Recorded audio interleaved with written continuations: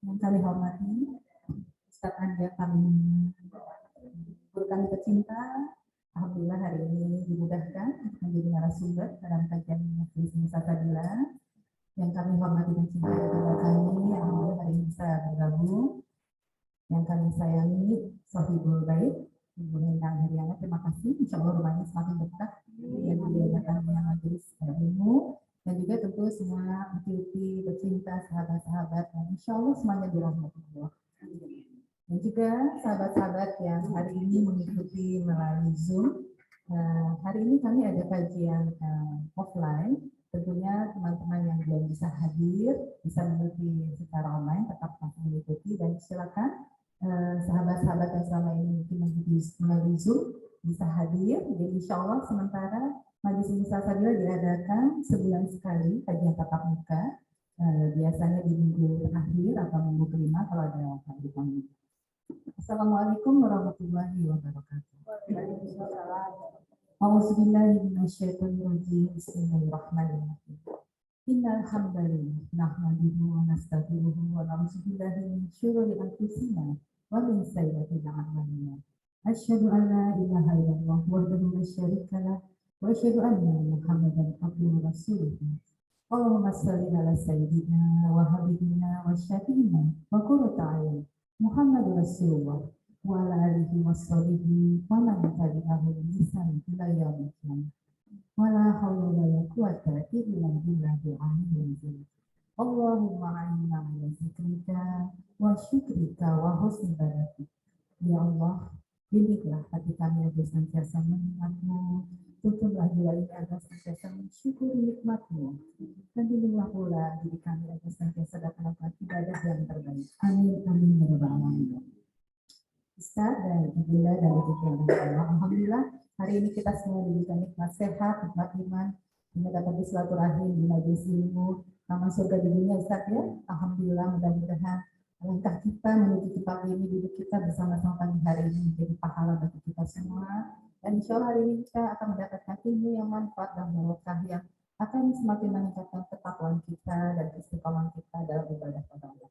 Dan kali ini kajiannya temanya sangat indah, ya. Itu momen indah bersama Allah. Mudah-mudahan kita semakin banyak lagi menghabiskan waktu-waktu kita bermesra-mesraan dengan indahnya dengan Allah, karena itulah adalah keindahan dan kebahagiaan yang hakiki bagi kita semua. Demikian mukadimah dari kami. Wassalamualaikum warahmatullahi wabarakatuh.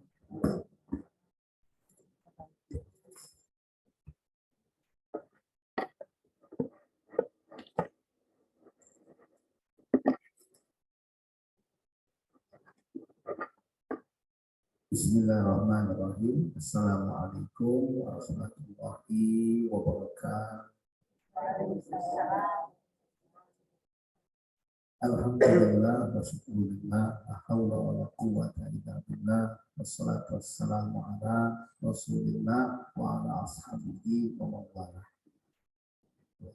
Sahibul baik dan saya hormati para bapak saling kita, itu semua yang tidak bisa saya sebut satu persatu, tapi tidak mengurangi rasa hormat saya.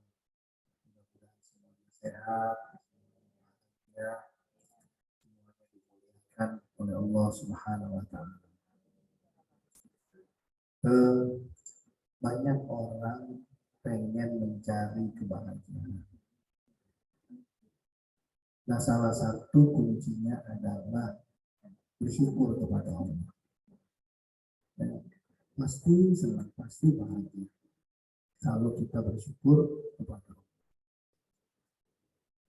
Padahal sebaik-baik syukur itu belum tentu dan tidak akan pernah sebanding dengan nikmat yang diberikan Allah kepada kita. Walaupun sudah bersyukur banget, tidak akan pernah sebanding dengan nikmat yang diberikan Allah kepada diri. Nah, tapi kalau kita mau bersyukur, kita akan bahagia. Kenapa? Karena orang bersyukur itu tidak pernah sombong. Kenapa orang bersyukur tidak pernah sombong? Dia merasakan bahwa nikmat hidup ini semuanya adalah milik Allah. Bagaimana dia mau sombong? Jadi yang sombong itu adalah orang yang tidak pernah bersyukur.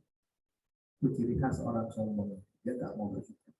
Merasa jabatan dengan jabatan hasil kerja dia, ya kan, harta yang dia raih juga hasil kerja dia. Dia merasa semua bisa dia raih, dia nggak butuh Tuhan, maka dia jadi orang sombong. Nah makanya di Eropa, di Amerika, di Jepang itu banyak orang yang nggak percaya Tuhan, ateis. Makanya orang ateis itu sombong. Nah nanti itu baru terasa kolaps kapan? Ketika punya masalah. Kenapa? Pada saat punya masalah nggak punya tempat bersandar.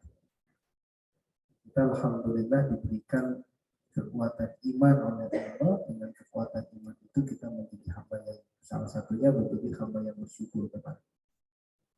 Nah, salawat beserta salam mudah-mudahan senantiasa tercurahkan kepada junjungan kita Nabi kita Muhammad SAW beserta istri, keluarga, dan sahabat beliau.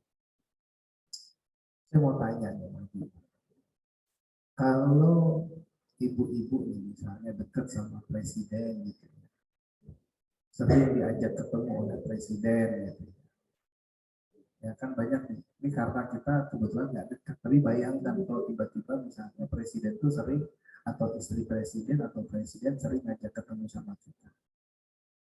Bisa kan membayangkan suasana hati kita seperti apa ya? Itu satu. Atau kalau kita dekat sama Panglima TNI misalnya, atau kita dekat sama Kapolri misalnya. Dua. Atau kita dekat sama pengusaha hebat yang kaya raya. Itu tiga. Atau dekat dengan guru besar. Guru besar itu pasti orang yang punya ilmu. Nah, saya sebut 4 saja. Presiden itu simbol kekuasaan. Panglima Kapolri itu simbol kekuatan. Pengusaha hebat itu simbol kekayaan. Profesor itu simbol kecerdasan, ilmu. Saya lihat di medsos ya, ada orang berfoto sama presiden, ya upload, dia tunjukkan bahwa ini saya dekat sama presiden loh, gitu ya. Ada yang foto sama guru besar, nih saya dekat nih sama guru besar, Profesor Dr. A, dia upload. Atau sedang berfoto kayak saya pernah berfoto sama Pak Gatot, Panglima, upload, tunjukkan saya dekat sama Pak Gatot, simbol kekuatan. Atau ketemu misalnya Elon Musk dari Amerika, foto sama Elon Musk, tunjukin loh, ini saya lagi sama Elon Musk, simbol kekayaan.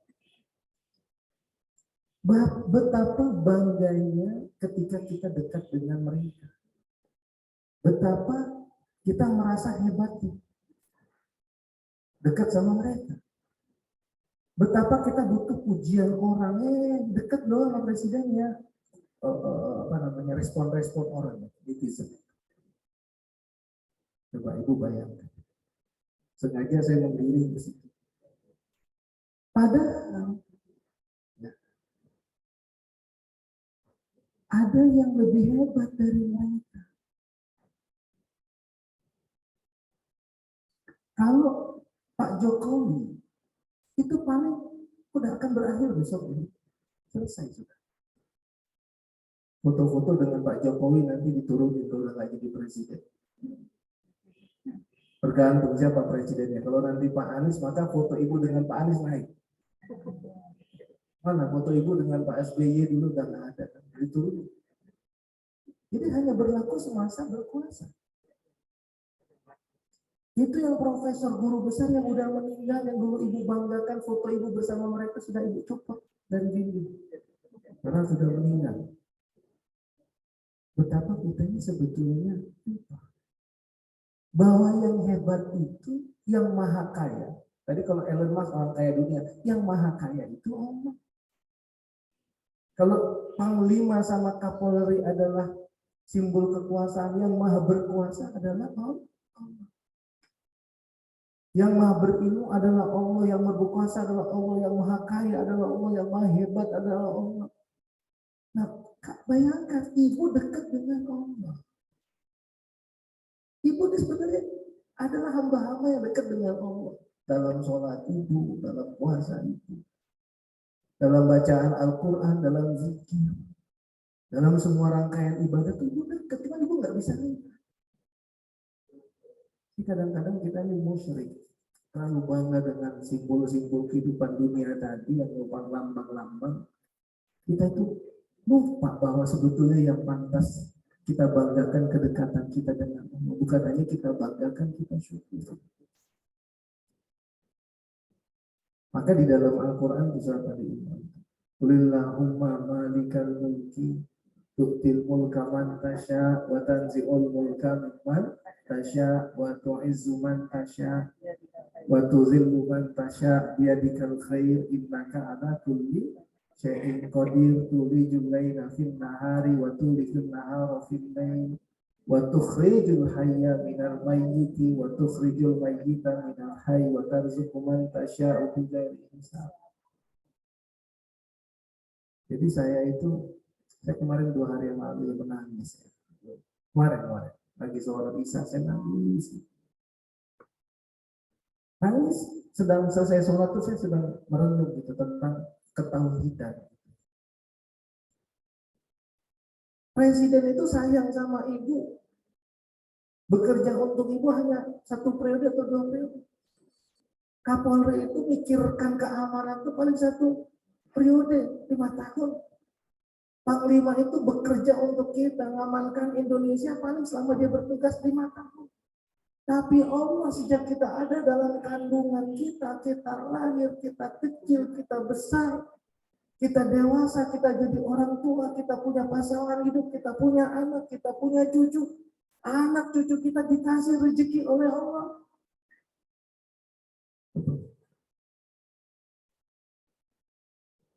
Saya haji kemarin, haji kan. Saya bilang sama jemaah, ini cerita tauhid bukan cerita, cuma contoh ini cerita tauhid.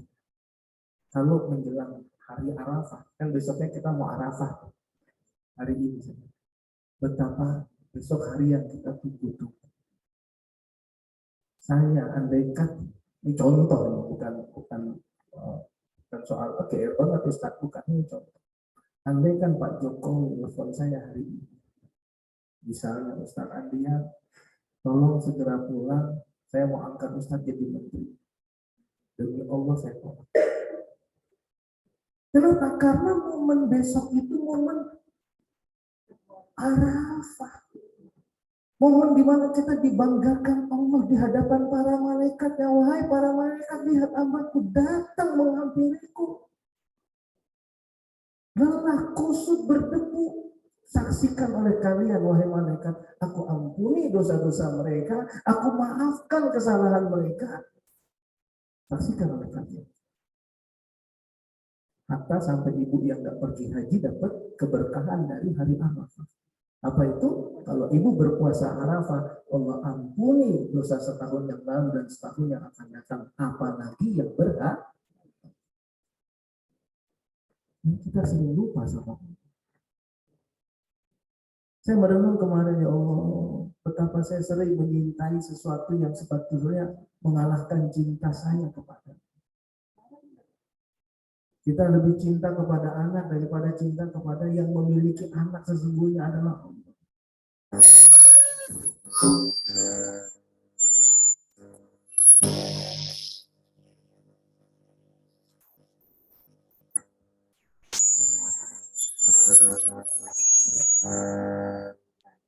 Satu lagi.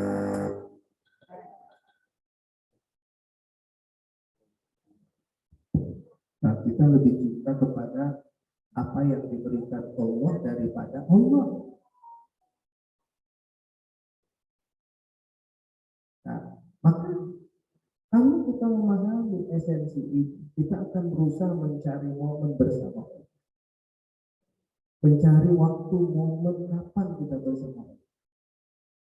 Ibu ada orang yang mengatakan, saya merasakan dekat dengan Allah di saat saya sholat, Ada nggak seperti itu? Ya, kan? Berarti kalau dekat dengan Allah di saat sholat, berarti hanya sekitar 50 menit. Subuh 10 menit, zuhur 10 menit, asar 10 menit, maghrib 10 menit, isya 10 menit. Waktu kita 24 jam, masa dekat sama Allah hanya 50 menit? Ada yang bilang, tuh saya dekat sama Allah, kalau di tanah suci itu berasa banget dekat sama Allah. Berarti kalau nggak di tanah suci, nggak dekat dengan Allah. Itu pengen umroh biar berasa dekat sama Allah. Loh, effortnya gede banget, umroh baru dekat sama Allah.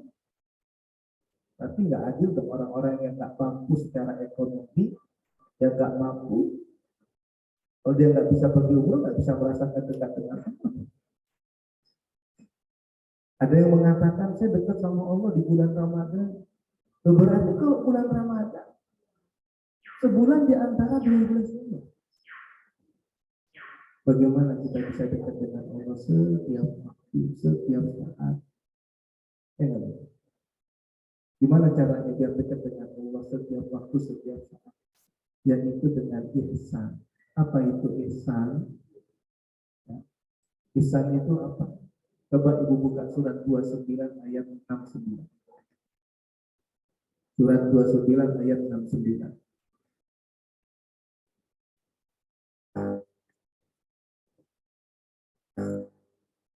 Ya, surat 29 ayat 69.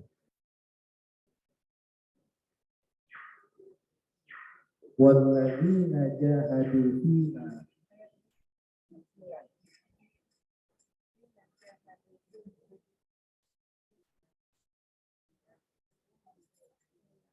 walladzina jahadu fina lanahdiyannahum subulana wa innallaha lama'al muhsinin. Walladzina jahadu fina lanahdiyannahum subulana wa innallaha lama'al muhsinin. Barang siapa yang berjuang di jalan kami, maka kami akan bukakan jalan-jalan kami. Ibu-ibu sekarang sedang berjuang di jalan Allah. Untuk ilmu itu nilainya sama dengan fisabilillah. Apa kata Rasulullah SAW dalam hadisnya, man kharaja fi talabil ilmi fahuwa fisabilillah. Barang siapa yang keluar dari rumahnya untuk menuntut ilmu, maka dia berada di jalan Allah. Maka orang-orang yang wafat dalam keadaan menuntut ilmu itu sama dengan jihad fisabilillah. Walladzina jahadu fina lanahdiyannahum subulana. Orang-orang yang berjuang di jalan kami, kami bukakan jalan-jalan kami. Tapi ayat berikutnya coba ibu lihat, wa innallaha lama'al muhsinin. Allah itu bersama orang yang ihsan. Allah itu bersama orang yang berbuat kebaikan. Jadi sebetulnya kalau kita ingin dekat dengan Allah, bagaimana menghiasi hidup kita dengan nilai-nilai kebaikan, dengan nilai ihsan. Apa itu ihsan? Salah satu hadis menyebutkan ketika Rasulullah SAW didatangi oleh Jibril alaihissalam menyerupai manusia, Jibril bertanya kepada Rasulullah, salah satunya yang ditanya oleh Jibril, ma huwal ihsan? Apa itu ihsan? Ihsan itu apa, Bu? Muhsin itu orangnya, ihsan itu sifatnya. Kata Rasulullah SAW, anta'budallah ka'annaka taro fa illam takun taro fa innahu yaraka. Engkau sembah Allah seakan-akan engkau melihatnya. Jika engkau tidak sanggup melihatnya, maka yakinlah Allah melihat. Kau sembah Allah seakan-akan engkau melihatnya. Jika engkau tidak sanggup melihatnya, yakinlah Allah melihatmu. Ketika kita ingin melihat Allah dalam ibadah kita, dalam sholat kita, puasa kita, zikir kita, bacaan Al-Quran kita, ketika kita pergi haji, pergi umrah, labbaik Allahumma labbaik, labbaik la syarika laka, labbaik innal hamda wan ni'mata laka wal mulk la syarika lak, seakan-akan kita melihat Allah. Itu namanya musyahadah. Seakan-akan melihat Allah. Tapi kalau ibu-ibu tidak sanggup melihat Allah, yakinlah Allah melihat ibu, itu namanya muraqabah. Muraqabah, jadi perasaan ya Allah setiap waktu sebetulnya Allah melihat kita. Setiap waktu Allah bersama kita. Makanya tadi Allah sebut di surat 29 ayat 69 dikatakan oleh Allah orang-orang yang berjuang di jalan kami. Ibu-ibu berjuang di jalan Allah, sholat berjuang di jalan Allah, puasa berjuang di jalan Allah, pakai anak yatim, fakir miskin berjuang di jalan Allah, untuk ilmu berjuang di jalan Allah. Semua kebaikan yang kita lakukan itu adalah berjuang di jalan Allah. Maka dikunci oleh Allah. Sesungguhnya Allah bersama orang yang muhsin, bersama orang yang berbuat kebajikan di jalan Allah. Nah tadi kalau ibu bersama Panglima, ibu bisa bayangkan suasana batin ibu. Kalau ibu bersama presiden, ibu bisa bayangkan suasana batin ibu. Kalau ibu bersama orang kaya, ibu bisa bayangkan suasana batin ibu. Kalau ibu bersama orang yang pintar, yang berilmu, profesor, ibu bisa bayangkan suasana batin ibu. Nah sekarang Allah ingatkan ibu bersama dengan zat yang maha kaya. Ibu bersama dengan zat yang maha berilmu. Ibu bersama zat yang maha berkuasa. Ibu bersama zat yang maha pengasih. Ibu bersama zat yang maha penyayang. Artinya apa? Artinya harus bahagia. Artinya harus percaya diri. Artinya harus optimis. Kan saya bilang tadi, kalau saya bersama, saya kenal dengan beberapa pejabat, menteri. Ada salah satu menteri yang saya dekat, dan saya selalu dekat menteri. Di samping sahabat, beliau sering kontak saya senang dengan salah seorang menteri yang sekarang. Saya dekat. Tapi saya juga merenung, ya Allah, saya dekat dengan sang menteri. Harusnya membuat saya lebih dekat dengan Engkau yang memiliki sakit. Jangan sampai kita musyrik. Bangga dekat dengan seseorang, tapi tidak berusaha untuk mendekatkan diri kita dengan Allah. Padahal seseorang yang kita banggakan itu adalah ciptaan Allah. Nah, jadi kalau ibu dekat dengan zat yang maha kaya, zat yang maha berkuasa, zat yang maha melindungi, zat yang maha penyayang, apa yang ibu khawatirkan dalam hidup? Apa yang ibu khawatirkan dalam hidup? Makanya Allah sebutkan itu di dalam surat Ali Imran 139. Apa kata Allah di dalam surat Ali Imran 139? Wala tahinu wala tahzanu wa antumul a'launa in kuntum mu'minin. Jangan kamu merasa lemah, jangan kamu bersedih hati, kamulah manusia yang paling tinggi derajatnya jika kamu beriman. Ibu-ibu nggak pantas lemah, nggak pantas sedih, nggak pantas kehilangan kepercayaan, nggak pantas kehilangan harapan, nggak pantas putus asa, karena ibu dekat dengan Allah.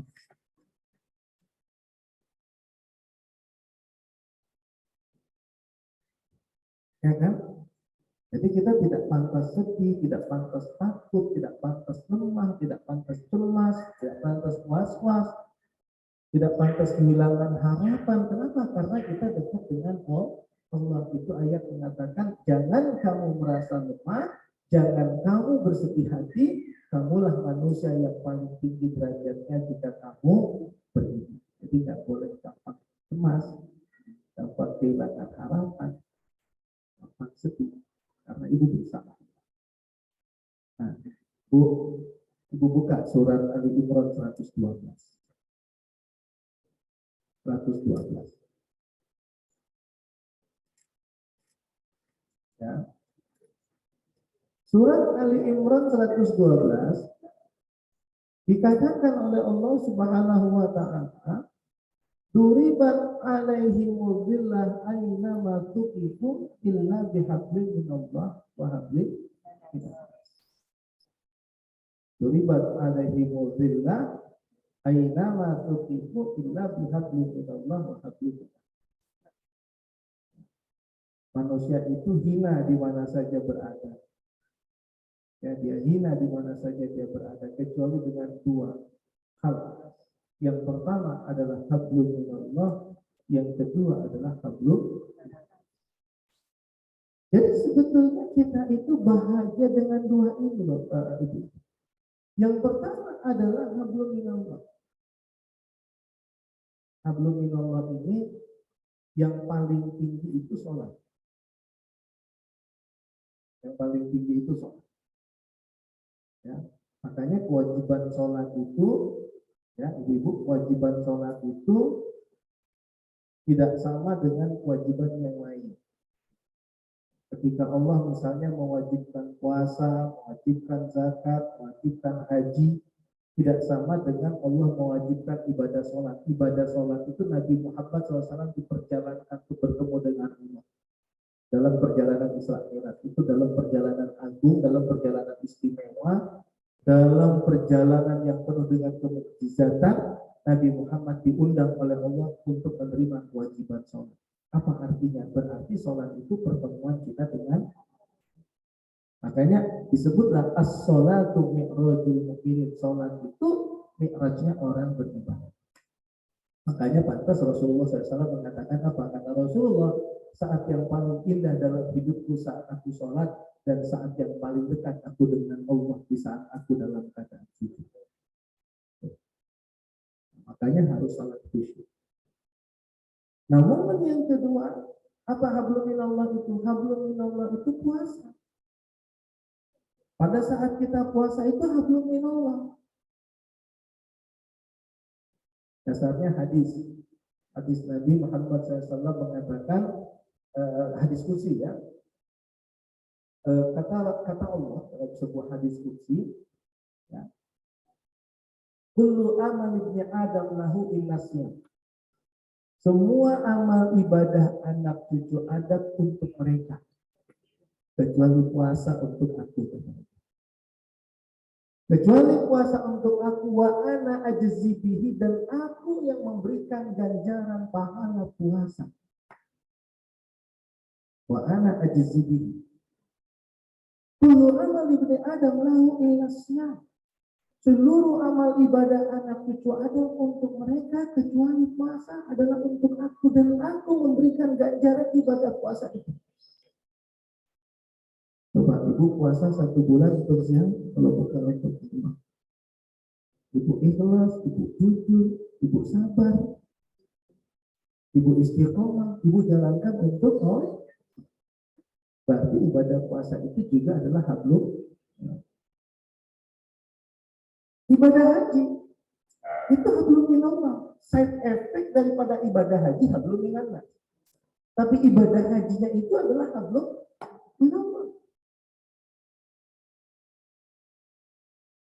Nah, ibadah haji itu hablum minallah. Labbaik Allahumma labbaik. Ya Allah, aku datang memenuhi panggilan-Mu. Labbaik Allahumma labbaik, labbaik la syarika lak, labbaik. Tidak ada sekutu bagimu ya Allah. Innal hamda wa ni'mata laka wal mulk la syarika lak. Segala puji, nikmat, karunia, anugerah adalah milikmu. Tidak ada sekutu bagimu ya Allah. Berarti ibu pergi haji memenuhi panggilan Allah. Maka puncak daripada haji di hari Arafah, Allah banggakan ibu di hadapan para malaikat. Wahai para malaikat, saksikan oleh kalian hambaku datang menghampiriku dalam keadaan lelah, dalam keadaan kusut, dalam keadaan berdebu. Saksikan oleh kalian, aku ampuni dosa-dosa mereka, aku maafkan kesalahan mereka, aku ijabah doa-doa mereka. Itu ibadah haji berarti hablum. Ibadah zikir, ibu zikir subhanallah, alhamdulillah, wala ilaha illallah, Allahu akbar. Atau ibu zikir la ilaha illallah, la ilaha illallah, la ilaha illallah. Dan sedang ibu berzikir, kenapa? Zikir itu adalah untuk Allah. Ala bi dzikrillahi tatma'innul qulub. Ingatlah, hanya dengan zikir mengingat Allah menenteramkan hati. Ibu baca Al-Quran.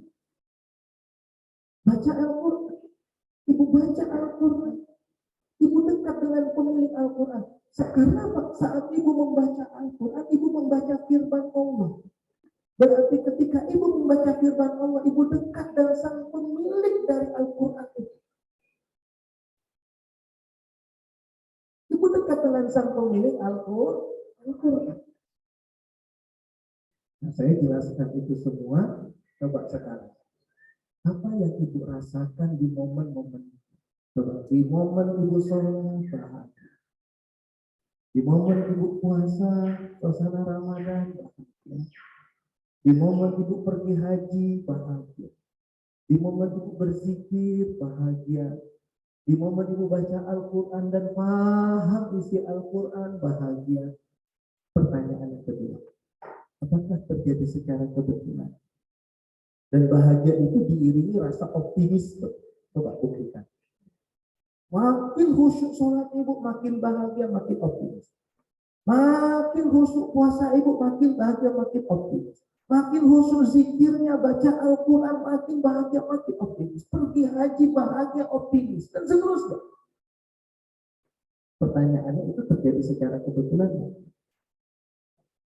Karena ternyata ada sebuah penelitian di Amerika, ada hubungan meditasi dengan peningkatan hormon kebahagiaan yang bernama endorfin. Ada hubungan antara meditasi dengan peningkatan hormon kebahagiaan yang bernama endorfin. Endorfin itu sama dengan morfin. Kalau ada Bu Dokter di sini, bisa dijelaskan morfin sama endorfin itu sama, cuman bedanya yang morfin itu disuntik. Nah, kalau endorfin diproduksi dari dalam oleh salah satu bagian dari otak yang bernama hipotalamus. Nah, itu diproduksi. Nah, kapan hormon kebahagiaan itu diproduksi? Pada saat kita tadi momen-momen sholat, zikir, baca Quran, pergi haji, puasa Ramadan. Pada saat itu. Pada saat itu. Maka terjadi peningkatan kebahagiaan. Kenapa? Karena meningkatnya hormon kebahagiaan. Kan benar nggak? Ibu sholat bahagia nggak? Ya khusyuk tapi. Saya kemarin tuh dapat momen sholat isya bahagia banget. Susah dapatnya kemarin itu. Bukan tadi malam, kemarin itu. Ya Allah, saya sampai nangis sih. Ya Allah, nikmat banget nih saat hari ini. Tiba-tiba saya nangis aja. Cengeng. Tadi malam mau dapat, nggak dapat, susah dapat. Tak seperti yang sebelum itu, udah mau dapat tuh susah banget. Itu bahagia banget. Baca Al-Quran, kalau ibu baca Al-Quran sambil tadabbur Al-Quran. Baca Al-Quran sambil tadabbur Al-Quran, ibu akan bahagia. Penelitian di Amerika itu hubungan meditasi dengan peningkatan hormon kebahagiaan. Nah, Islam kan nggak kenal meditasi. Islam itu tidak mengenal meditasi. Dalam Islam itu sholat khusyuk, zikir, baca Quran, puasa, haji, umroh. Itulah momen kita dekat dengan Allah. Maka pada saat itu terjadi peningkatan hormon kebahagiaan. Maka kalau sudah bahagia, optimis, nggak pernah kehilangan harapan. Nah, sifat dari endorfin itu apa? Sifat dari endorfin itu apa? Coba kalau ada orang sakit kanker, ibu cerita, ini kemarin gelisah banget, kok sekarang udah tenang. Dokter bilang, ya kita udah suntik sedikit morfin. Hah? Iya, udah bisa tenang, udah buka mata, udah bisa tersenyum. Dia merasakan bahagia karena disuntik 0, sekian 0 mili morfin. Kayak apa dokter saya nggak tahu hitungannya. Disuntik morfin. Jadi kalau ibu punya morfin di tubuh ibu, diproduksi pada saat sholat, diproduksi pada saat puasa, diproduksi pada saat zikir, diproduksi saat baca Al-Quran, diproduksi saat pergi haji oleh tubuh kita. Bahagia. Makanya kenapa Ali bin Abi Thalib minta dicabut anak panah ketika pada saat sholat. Ibu. Jadi kalau ibu nggak enak badan, saya kemarin nggak enak badan. Pulang dari Bandung, saya ngantar mobil ke Bandung. Anak saya yang di Bandung bilang, ayah aku perlu mobil 2 minggu ini. Ya udah, saya antarlah mobil ke Bandung.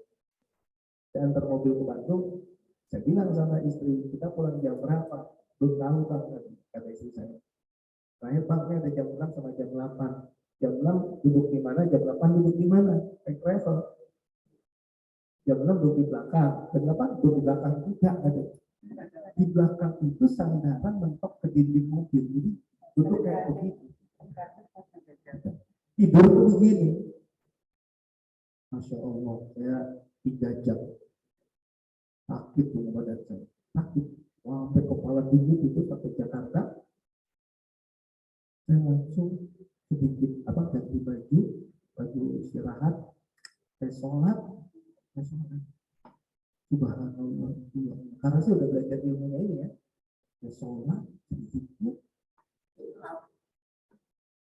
Terus saya ingat Ali bin Abi Thalib ketika tertusuk anak panah, minta dicabut anak panahnya pada saat sholat.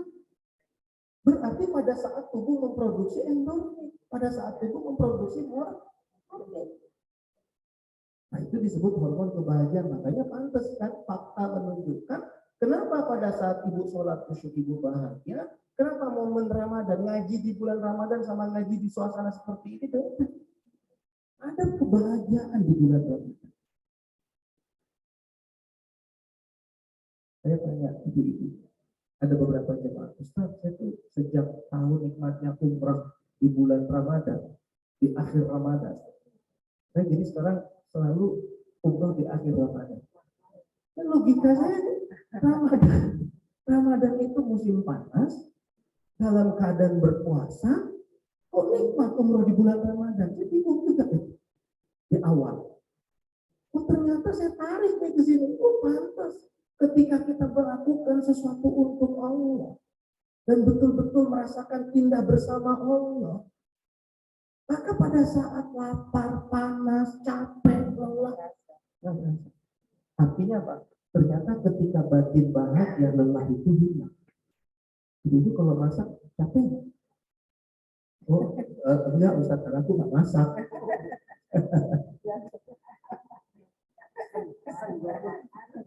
Oh, ibu belanja misalnya, kemudian ibu masak, coba pasti pernah lah ibu bayangkan satu momen masak karena ada acara di rumah ibu di dapur, tapi begitu jam 11:30 ibu udah bersih karena tamu mau datang jam 11, ibu happy, lihat makanan dimakan, orang pada senang bertamu di rumah kita, ibu hilang tuh capeknya. Kenapa? Karena batin ibu bahagia. Batin ibu bahagia. Nah, bahagia itu ternyata tidak terjadi secara kebetulan. Itu ada proses. Nah, kalau untuk konteks yang barusan terakhir saya sampaikan, hormon kebahagiaannya bernama serotonin sama oksitosin. Jadi kontak kita ini, pertemuan kita ini, silaturahim kita ini, itu menghasilkan hormon kebahagiaan serotonin dan oksitosin.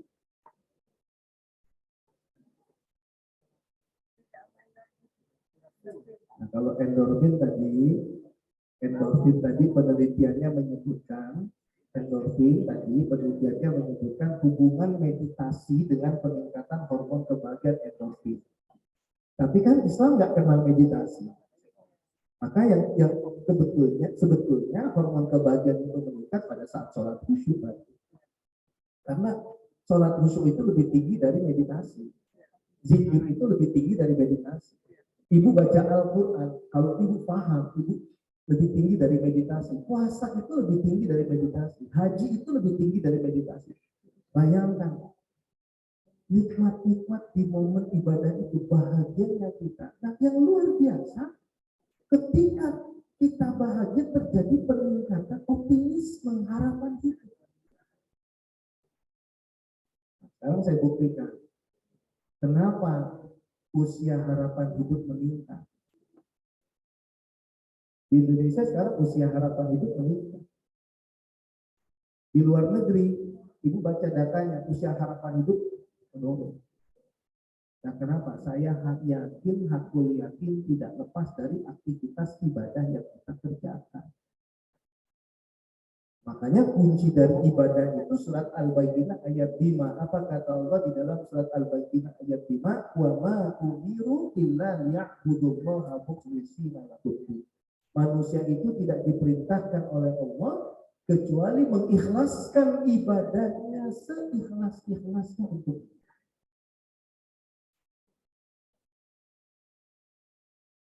Jadi kalau ibu udah dapat ilmunya, amalkan.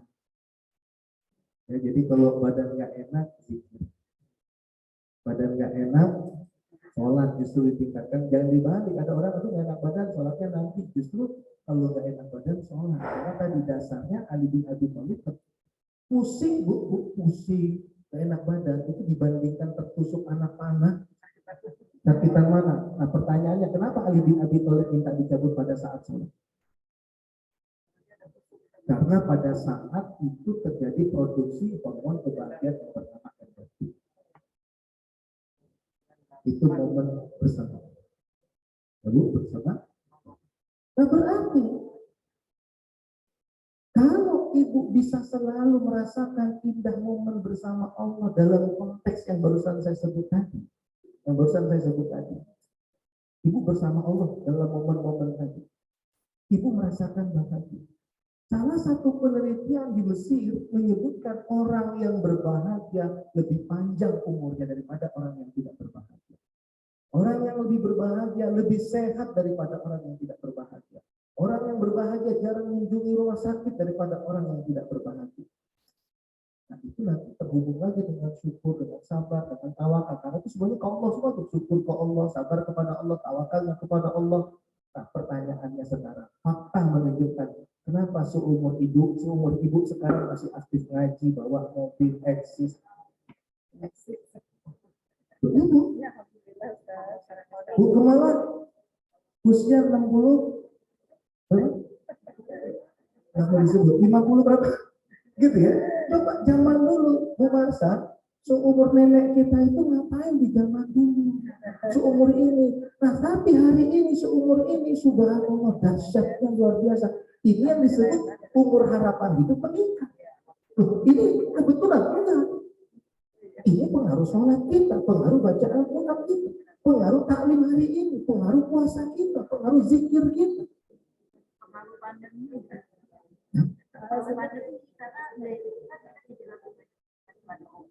Ya, pengaruh ibadah maksudnya. Pandemi itu menjadi sebab untuk ibadah. Ibadahnya itulah yang membuat kita sampai seperti ini. Satu. Tadi Ali Imran ayat 112. Ya, kembali lagi ke Ali Imran 112. Yang kedua adalah hablum minannas. Ini ibu nanti kalau udah paham ini nggak perlu ke dokter, Bu.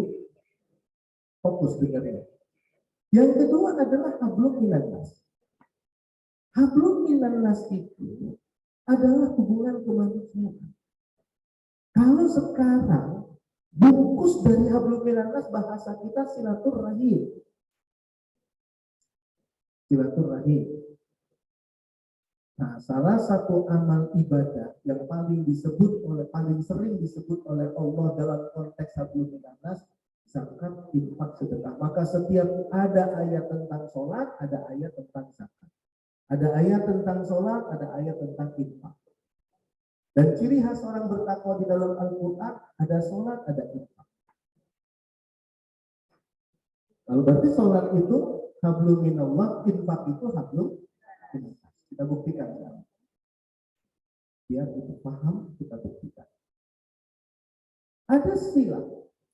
Silah itu hubungan, rahim itu kasih sayang. Maka silaturahim itu disebut silaturahim berarti hubungan kasih sayang. Kalau tadi hubungan ibu kepada Allah itu meningkatkan hormon kebahagiaan yang bernama endorfin, kalau hablum minannas meningkatkan hormon kebahagiaan yang bernama serotonin dan oksitosin. Nah, tapi kalau oksitosin itu tadi kalau serotoninnya pertemuan, kalau oksitosinnya berpelukan. Jadi kalau ketemu saudara kita, sahabat kita, COVID itu nggak ada sekarang karena kalau batuk dia nggak mau hadir. Jadi ini aman semua, maka berpelukanlah satu sama lain. Nah, ketika berpelukan itu ada peningkatan hormon kebahagiaan oksitosin. Bu, saya sangat sering mencium memeluk anak saya. Walaupun anak saya yang sudah mahasiswa, walaupun laki-laki. Ya, jadi coba ibu kan kalau meluk gitu, ibu meluk anak ibu dengan meluk anak orang, suasana batinnya beda. Anak orang suami, anak ibu.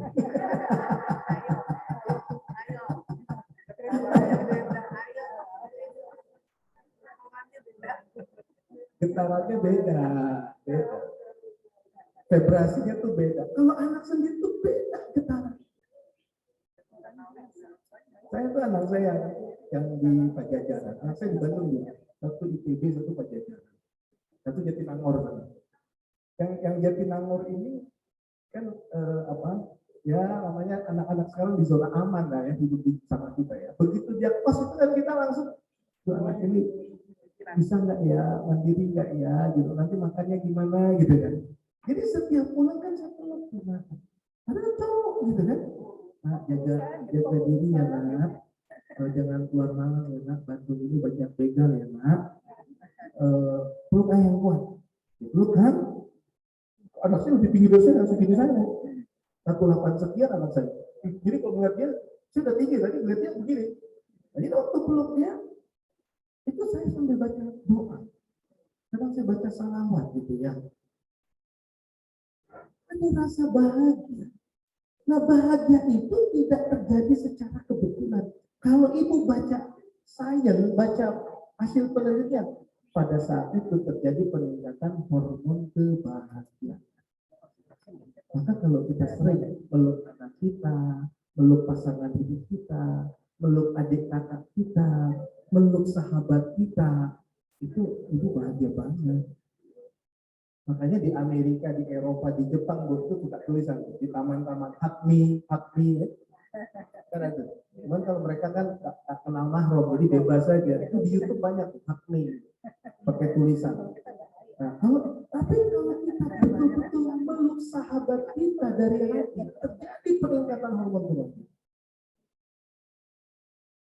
Makanya jangan putus silaturahim. Karena silaturahim itu membahagiakan. Ngaji ini Bu, Ibu percaya atau tidak? Ngaji ini Bu menghasilkan kebahagiaan. Nah, kita buktikan sekarang. Pantas hadis Nabi, ya, pantas hadis Nabi mengatakan, apa kata Rasulullah SAW dalam satu hadisnya, man ahabba ayyubsatalahu fi rizqihi wa yunsa'alahu fi asari falyasil wabinahu. Barang siapa yang mau diluaskan rezekinya, dipanjangkan umurnya silaturahim. Bukan amin, silaturahim. Amin tapi nggak rajin ke pengajian, jangan. Rajin silaturahim, panjang umur. Kenapa? Ada peningkatan hormon kebahagiaan. Apa buktinya? Oke.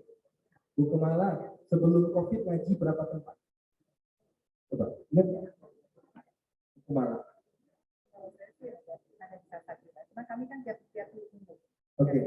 Ya, intinya nih ibu-ibu semua, ibu-ibu, ini kita buktikan. Benar nggak yang namanya silaturahim itu bikin sehat, bikin bahagia, panjang umur? Kita mau buktikan ya. Kita buktikan ya. Ibu ngaji, kira-kira dalam 1 minggu ibu keluar rumah bertemu dengan orang berapa kali? Kan ada yang punya pengajian 3, ada pengajian 4, betul? Benar? Ya kan?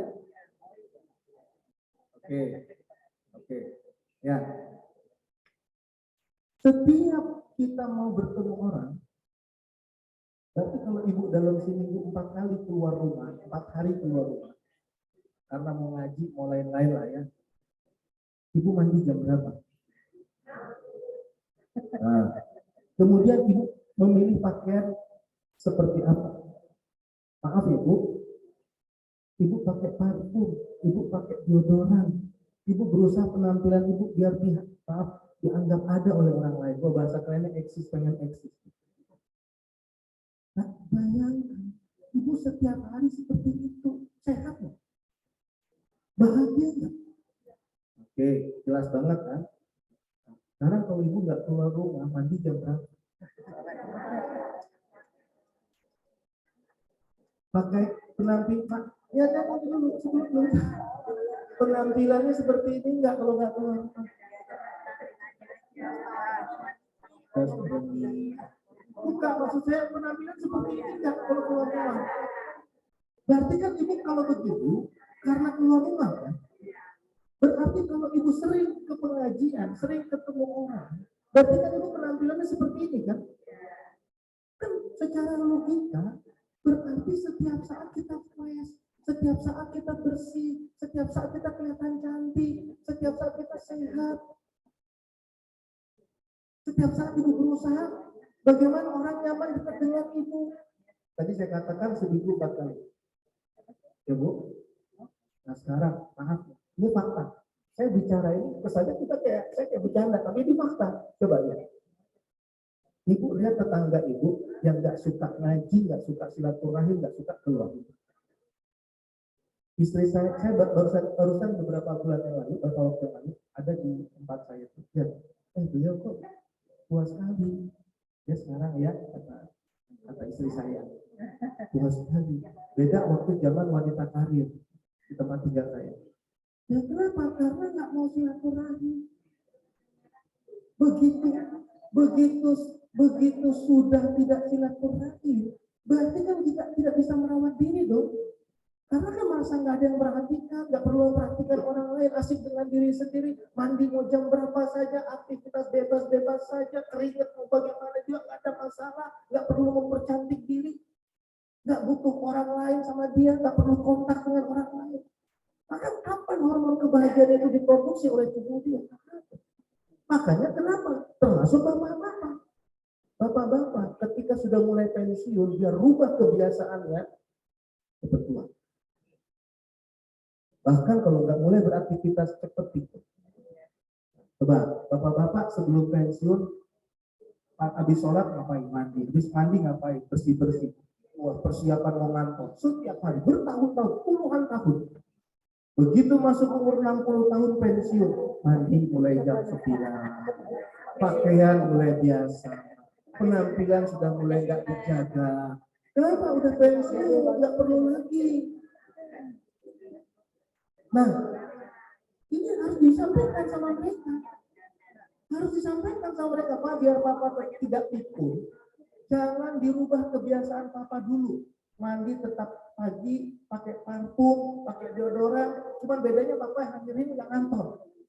Cuman Papa harus punya aktivitas. Kenapa? Ini terkait dengan sehat.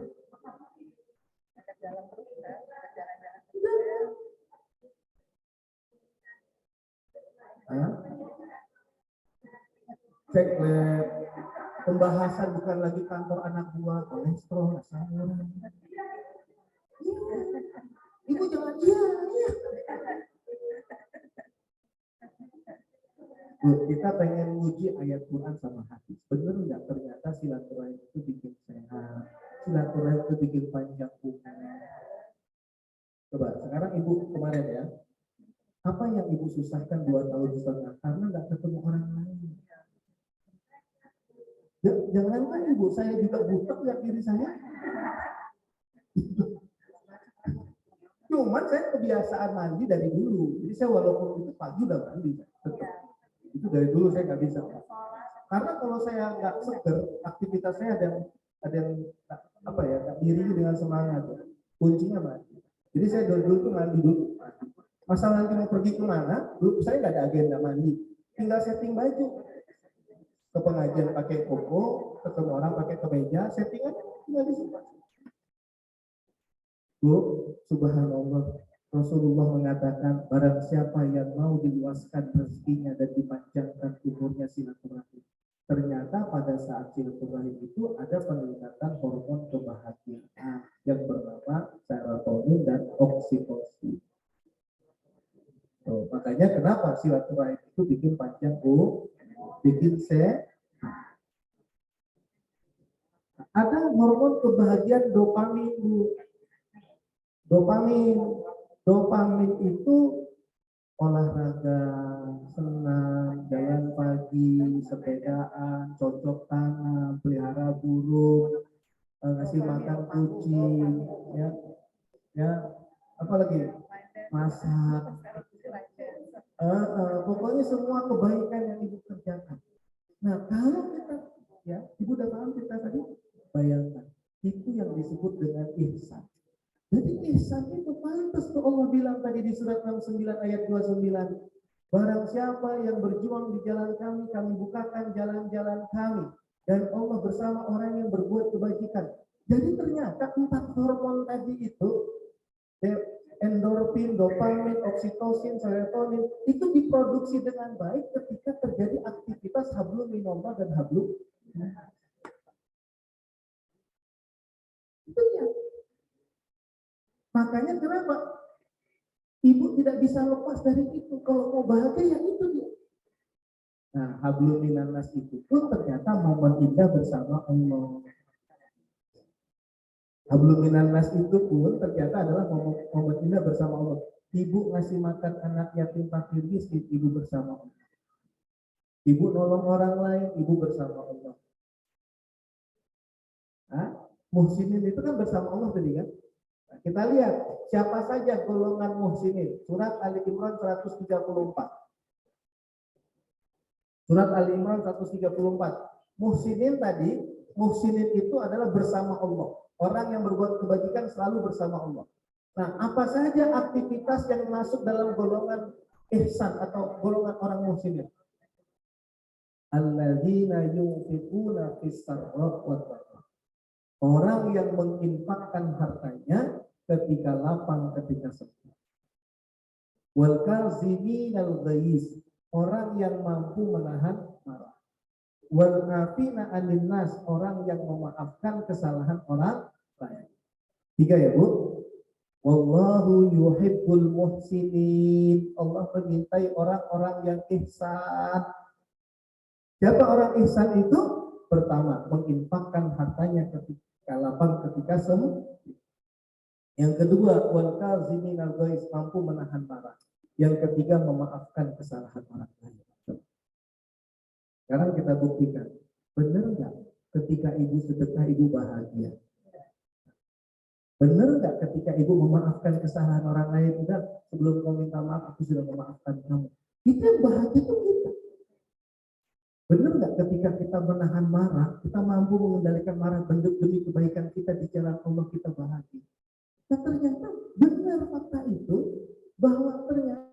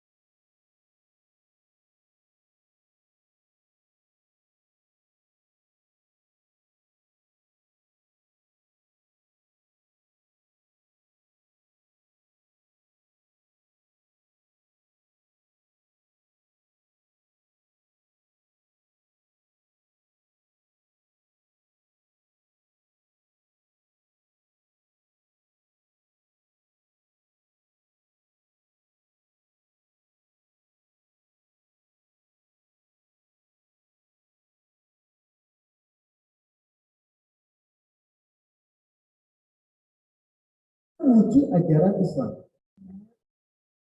Betul. Kita muji ajaran Islam. Jadi kalau kita jalankan ajaran Islam yang langsung mentitahkan ajaran ini adalah Allah. Makanya kalau kita jalankan sehat lahir batin. Maka nggak ada orang Islam kalau dia betul jalankan tadi semua itu yang saya sampaikan, nggak ada penyakit yang istilahnya psikosomatik. Psikosomatik gangguan emosional yang mengakibat gangguan fisik. Contohnya resah, cemas, tiba-tiba, kok jantung aku berdebar, jangan-jangan jantung. Begitu ibu ke dokter jantung, kata dokter nggak ada, jantung ibu sehat. Itu psikosomatik namanya. Ketika ibu merasa, ini kok ada cenut di sini. Ibu pergi ke dokter, CT scan, kata dokter, bu, nggak ada, bu sehat ibu. Jadi ada saya punya jemaah, bolak-balik ke dokter. Nah ketemu sama saya bilang, jangan sering-sering ke dokter. Kan dokter bilang, Anda sehat. Berarti kalau gitu masalahnya adalah di gangguan emosional.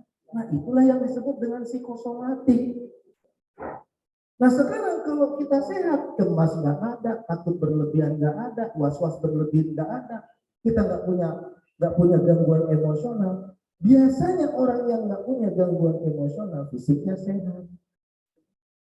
Jadi gangguan fisik menyebabkan gangguan emosional, gangguan fisik, orang sakit fisik, kanker jantung pasti resah jiwanya ada. Gangguan fisik menyebabkan gangguan emosional. Nah sebaliknya gangguan emosional berdampak terhadap gangguan fisik. Padahal udah periksa ke dokter sehat, nggak ditemukan penyakit berarti. Nah itu gangguan emosional. Mukanya biasa aja, jangan terlalu serius. Itu namanya gangguan emosional. Bu, bulan depan kita cari waktu terapi syukur ya. Tapi nggak bisa di tempat harus kedap suara, harus duduk di bangku, pakai meja. Ya, nanti saya siapkan tempatnya untuk informasi. Itu merubah cara pandang kita terhadap diri kita. Cara pandang kita terhadap diri kita. Maka orang yang sudah kena gangguan emosional bawaannya curiga sama dirinya. Tidak berdamai sama dirinya. Prasangka buruk sama Allah. Tidak berdamai dengan keadaannya. Nah ini akibatnya frustasi, akibatnya depresi. Nah makanya kenapa?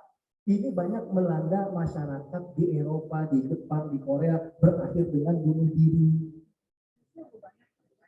Di luar banyak, lebih banyak. Kenapa? Karena di sana ateis. Kalau di sini kan ada inna lillahi wa inna ilaihi rajiun. Kita milik Allah, kembali kepada Allah. Kita milik Allah, kembali kepada Allah. Jadi Bu harus selalu bahagia, merasakan bersama Allah setiap waktu. Jangan hanya pada, tadi yang saya bilang yang fokusnya yang utama pada saat ibadah terjadi antara kita dengan Allah. Di luar itu adalah hablum minannas, kita ternyata juga terkait dengan hablum, terkait dengan bahwa di saat kita melakukan kebaikan, di saat yang bersamaan Allah bersama kita. Nah kalau sudah Allah bersama kita, berarti yang maha kaya bersama kita, yang maha berkuasa bersama kita, yang maha hebat bersama kita. Makanya nggak boleh sedih, nggak boleh cemas, nggak boleh takut. Ali Imran 139. Apa kata Allah? Wala tahinu wala tahzanu wa antumul a'launa in kuntum mu'minin. Jangan kamu merasa lemah, jangan kamu bersedih hati, kamu yang manusia yang paling tinggi derajatnya di kamu berdiri. Itu dia. Alhamdulillah. Ada pertanyaan? Ya, ya Bu. Saya maaf ya, nggak bukan kayak preman kan? Ini udah hadiah ulang tahun dari jemaah. Ini pakai gaharu.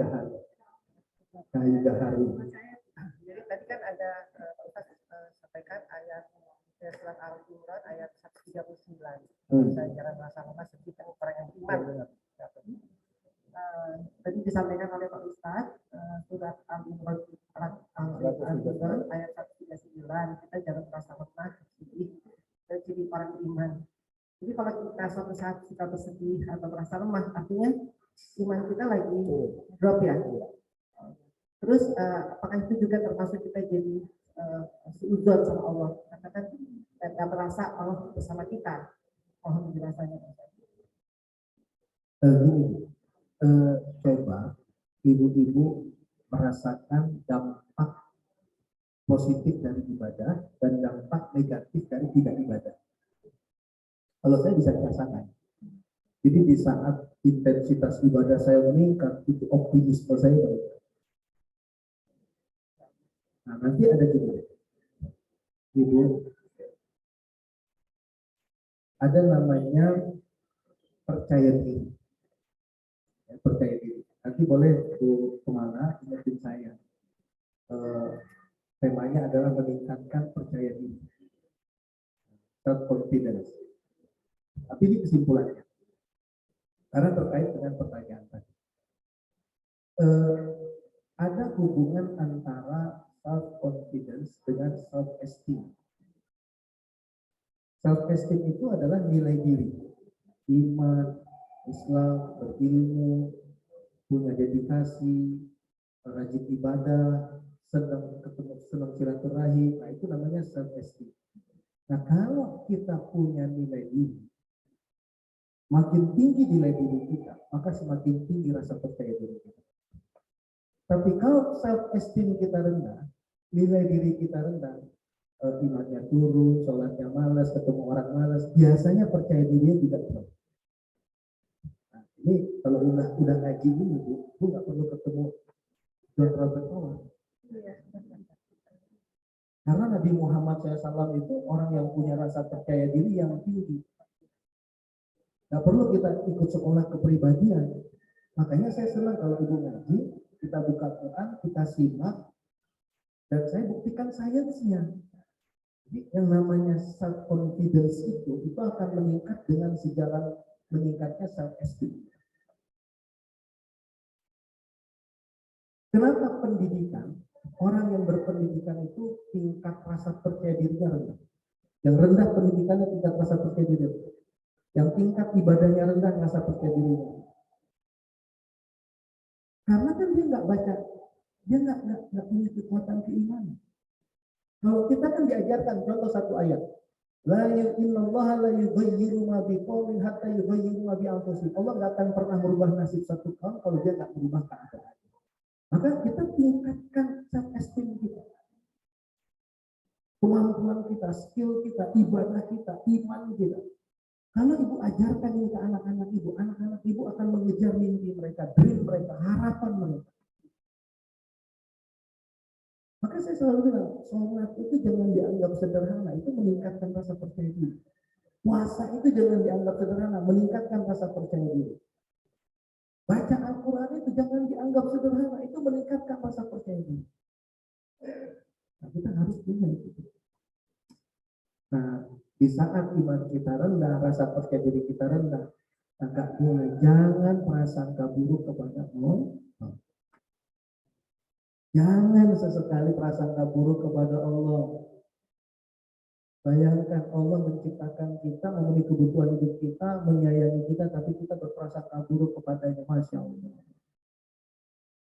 Ya, nanti kita hibur diri kita dengan Al-Quran. Apa kata Allah di surat 9 ayat 51? Kul lan yusibana, surat 9 ayat 51. Kul lan yusibana illa ma kataballahu lana huwa maulana wa 'alal ghaibi falyatawakkalul mu'minun.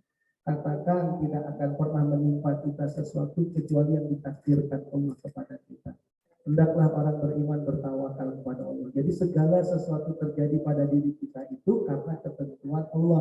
Berarti ikhlaskan semua karena Allah, berserah diri kepada Allah, bersabar di jalan Allah.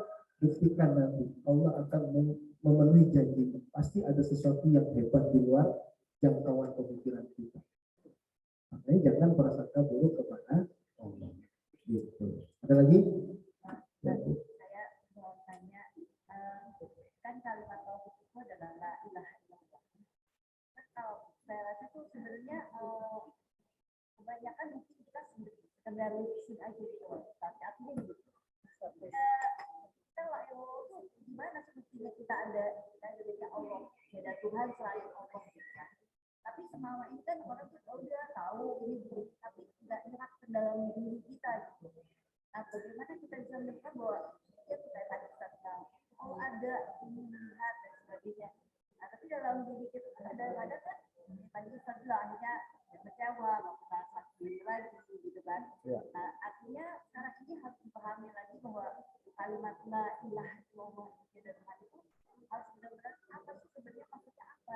Tiada Tuhan selain Allah itu Tuhan yang mana atau yang mana gitu. Ya, bukti. La ilaha illallah. Tidak ada Tuhan selain. La ilaha illallah, tidak ada yang disembah kecuali Allah. La ilaha illallah, tidak ada tempat yang bersyukur sesungguhnya kecuali Allah. La ilaha illallah, tidak ada tempat bersandar sebaik-baik tempat bersandar kecuali Allah. La ilaha illallah, tidak ada yang bisa mengeluarkan kita dari kesulitan hidup kita kecuali hanya Allah. La ilaha illallah, la ilaha illallah, tidak ada yang berhak menerima cinta kita yang sesungguhnya kecuali hanya Allah. La ilaha illallah, tidak ada obsesi tertinggi di dalam hidup ini kecuali hanya Allah. Bangun tidur, ibadah, bekerja, semua aktivitas hidup kita untuk Allah. La ilaha illallah, yakinlah dengan apa yang dikatakan Allah dalam Al-Quran. Yakinlah bahwa Allah memenuhi janjinya, yakinlah Allah tidak pernah menzalimi kita. La ilaha illallah. Tidak ada tempat sebaik-baik kita sujud kecuali hanya Allah. Nah, itu contoh kalau Bu Anu renungkan gitu. Renungkan, kita menemukan tuh. Oh, ternyata sebetulnya hidup ini tuh sebetulnya tidak ada yang dipertuhan. Kita ngejar, oh saya pengen jadi ini, biar jadi orang hebat, berarti bukan la ilaha illallah. Oh saya pengen seperti ini, biar jadi orang kaya. Kalau saya kaya, apa kata orang? Kalau orang ke rumah saya, apa kata orang tentang rumah saya? Berarti bukan la ilaha illallah. Nah jangan bergeser. Jadi sehingga nanti, kenapa? Makana akhiru kalamihi la ilaha illallah dakhalal jannah. Barang siapa yang akhir kehidupannya mengatakan la ilaha illallah masuk surga. Tapi itu semua ada di mindset. Makanya tadi la ilaha illallah bukan hanya tidak ada Tuhan selain Allah. Yakin nggak kepada Allah? Yakin nggak dengan firman-Nya? Yakin nggak dengan janjinya? Dia kan posisi tertinggi dalam hidup kita. Maka kalau kerja untuk kaya, kerja untuk hebat, kerja biar disanjung orang, itu nggak la ilaha illallah. Hadirkan berarti hadirkan di setiap apapun. Di setiap bersamaan dengan di setiap mempengaruhi cara berpikir kita, cara bertindak kita. Itu yang paling penting. Kalau itu bisa kita jalankan, Allah mudahkan urusan kita. Benar. Kan saya bilang tadi, kenapa saya awal ibu kalau bersama presiden, ibu punya perasaan apa? Sekarang ibu bersama yang menciptakan presiden. Ibu bersama pakar, profesor, doktor, ahli ini. Ibu bangga, orang terkenal. Sekarang ibu bersama yang menciptakan dia. Ibu bersama orang kaya, optimis, yakin, orang kaya itu kita foto berdua. Nih, aku sedang bersama siapa? Konglomerat A misalnya. Siapa ibu? Maaf, ibu cuma foto upload di medsos. Maaf ya. Siapa nih? Siapa sih orang kaya sebut satu? James Riyadi. Ibu upload di medsos. Maaf bu, ibu bangga sama dia. Dia nggak ngasih apa-apa sama ibu. Dia siapa pun lah. Dia ngasih apa sama ibu? Ini yang harus kita serap dengan logika kita. Saya dulu tanya istri saya bu. Saya nggak usah sebut presidennya. Jadi waktu ngumpul di Istana Negara, acara 17 Agustus, karena bawa anak, maka semua masuk ke istana untuk nyalon presiden. Saya ditanya sama istri saya, Bang, salaman, kamu aja sama anak-anak saya di luar. Jadi saya waktu semua masuk ke istana, saya duduk di luar, tunggu anak istri saya keluar dari istana. Semua orang antri nyalon presiden. Karena ilmu yang barusan saya sampaikan tiba-tiba muncul di sana. Kamu bangga dengan presiden. Padahal presiden bisa apa untuk kamu? Begitu habis jabatannya habis. Tadi ibu bangga sama Elon Musk, berdua foto. Ibu bangga nih aku sama Elon Musk. Elon Musk kasih ibu apa? Tapi kenapa kita nggak pernah bangga sama Allah? Allah kasih ibu suami, kasih ibu anak, kasih ibu kehidupan, kasih ibu cinta, kasih sayang, rezeki, keluarga, sahabat yang sayang sama kita, kesehatan.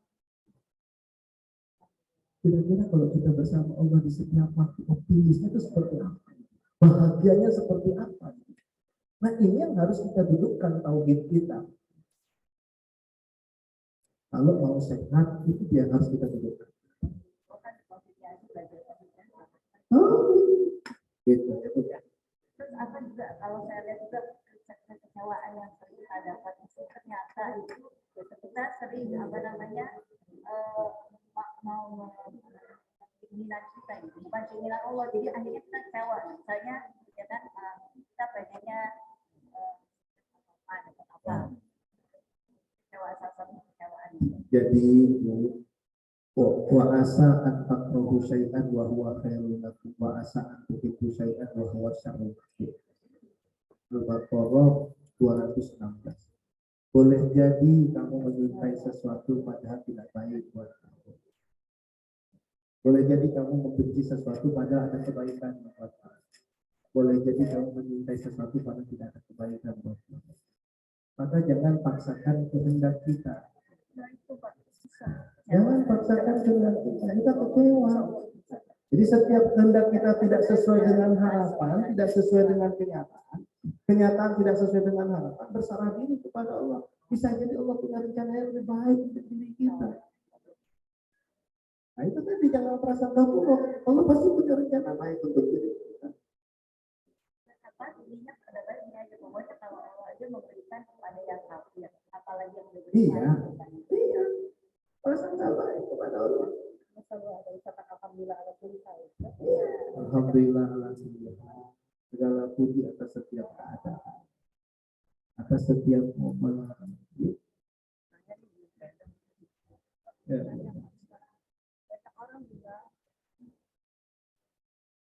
Banyak orang yang bilang kalau kita berdoa sabar, itu Allah akan menguji kita dengan segala ujian kesabaran. Apa itu betul?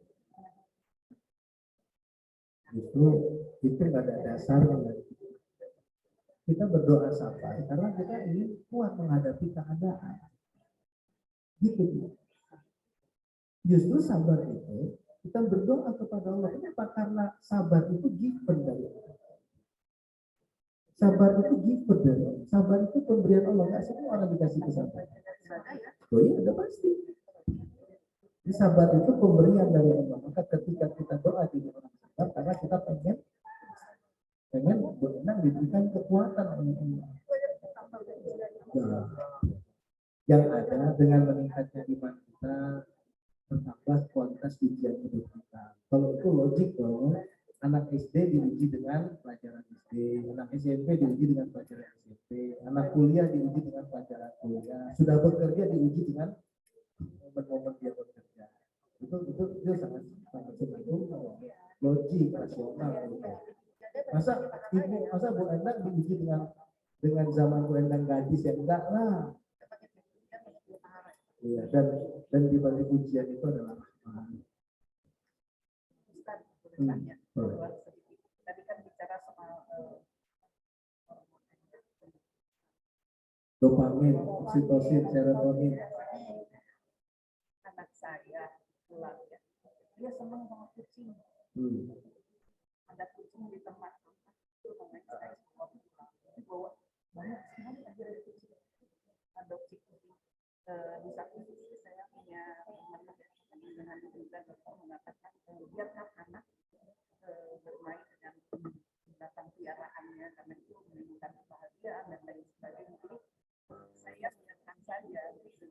Nah, menurut pandangan Ustaz gimana? Ya, nggak apa-apa. Karena itu kesenangan dia, kebahagiaan dia. Saya punya jemaah itu, kebahagiaannya keluar pagi.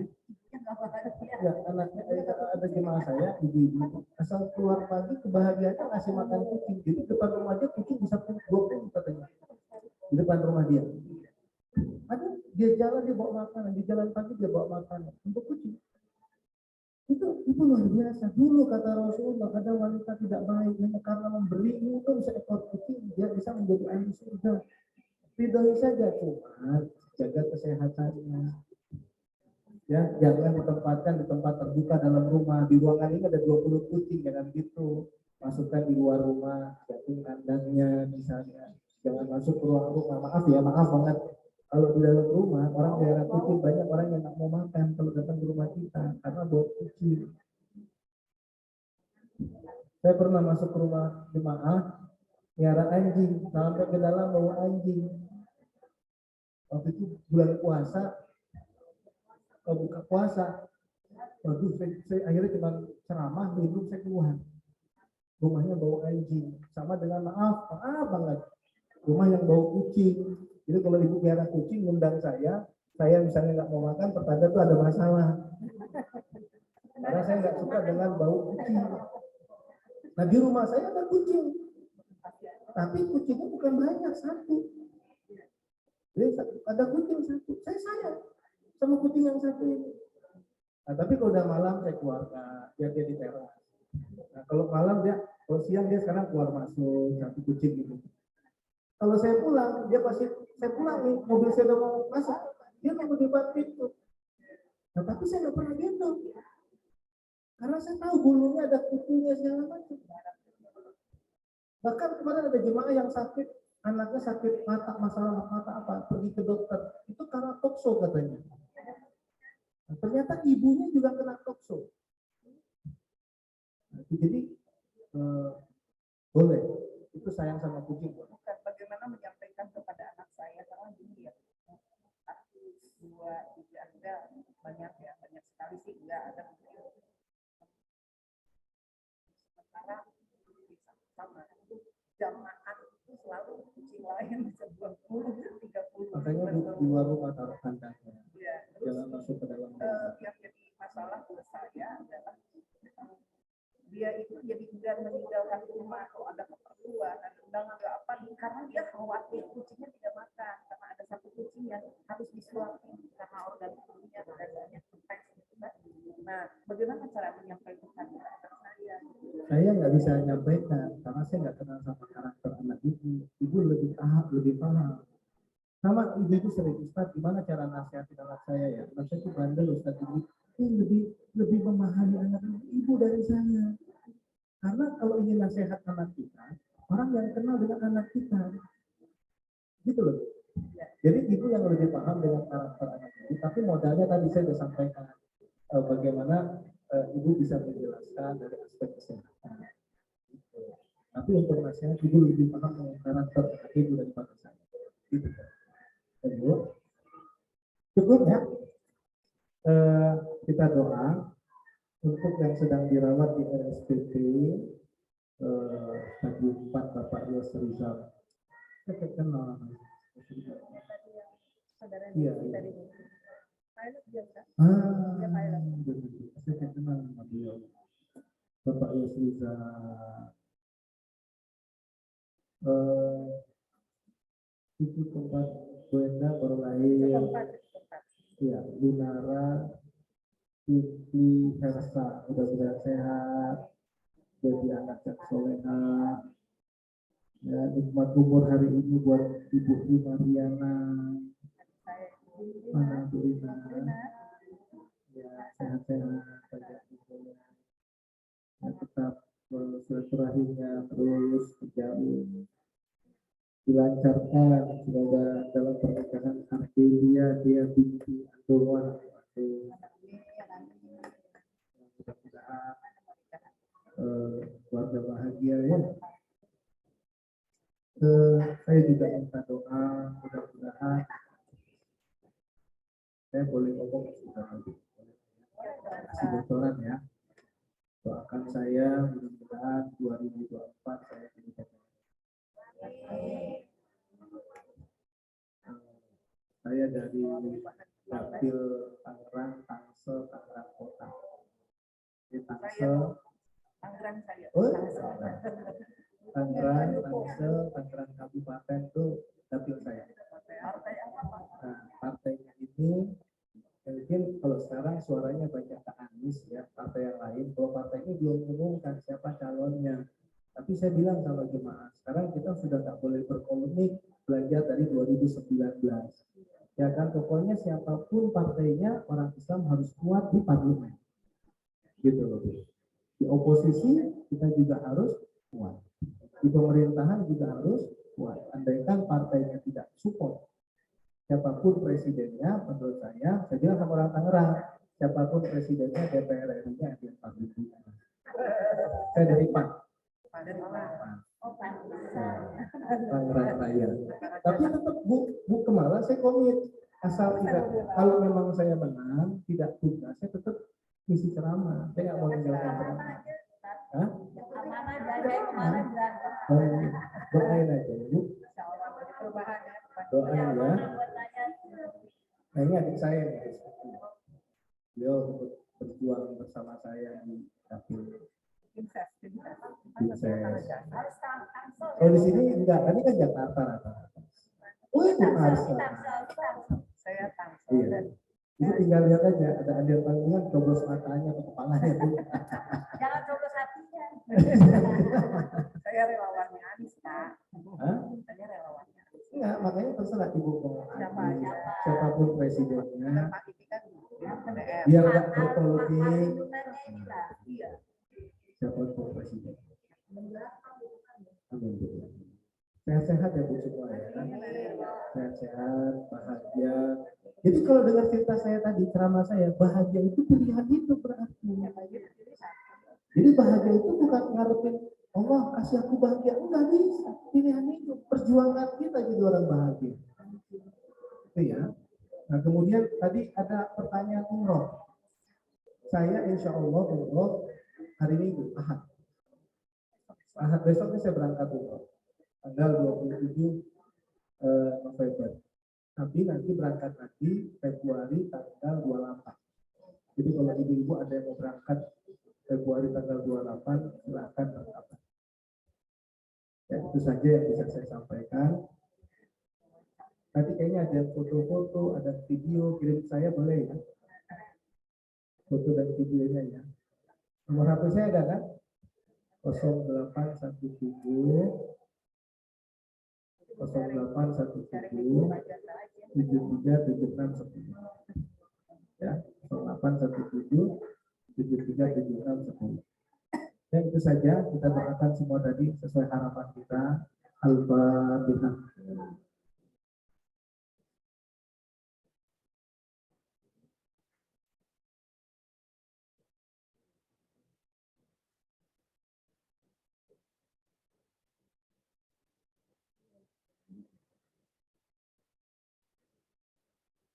Allahumma shalli ala sayyidina Muhammad wa sallim ala kulli sahabati Rasulillah ajma'in.